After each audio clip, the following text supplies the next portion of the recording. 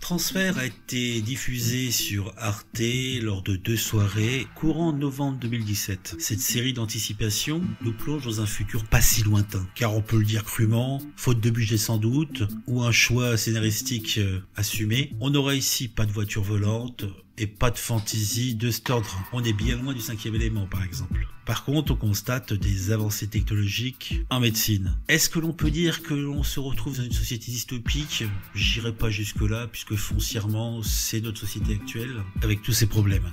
Dans cette société, à quelques années d'ici, l'immortalité individuelle est accessible. Les scientifiques savent transférer l'esprit humain d'un corps à un autre. Hélas, ce n'est pas parfait, puisque l'avancée s'accompagne d'accès de violence sanglants chez un petit nombre de personnes transférées. L'État, avec le sacro-saint principe de précaution, face à ces pics d'homicide, décide que la procédure est interdite.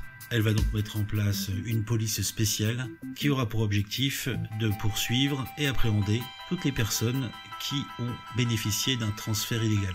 Et cela ne va pas arrêter la femme de Florian, qui est dans le coma après un accident de plongée. Sophie, sa femme, convainc son père médecin de placer illégalement Florian dans le corps de Sylvain. Lorsque Florian se réveille dans la peau d'un autre, le choc est rude pour lui, clairement. Non seulement il est désorienté par ce monde qui a tant changé en 5 ans, mais par ce physique étranger. Et pour rien arranger, l'homme qui l'habite était un policier qui, là encore, ironie de l'histoire, était chargé de traquer les transferts illégaux. Autant dire que pour Florian, va s'engager une double vie. Et autant dire qu'il est en plein milieu de conflits d'intérêts dangereux.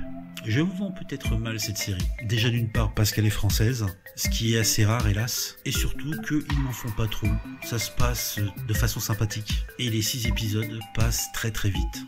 Cette série s'adresse à ceux qui aiment l'anticipation, je dirais même la bonne anticipation, et elle interroge sur pas mal de questions de société. Qu'est-ce que l'âme dans une société où elle n'appartient plus à Dieu? Et tout plein d'autres questions aussi tarabiscotées.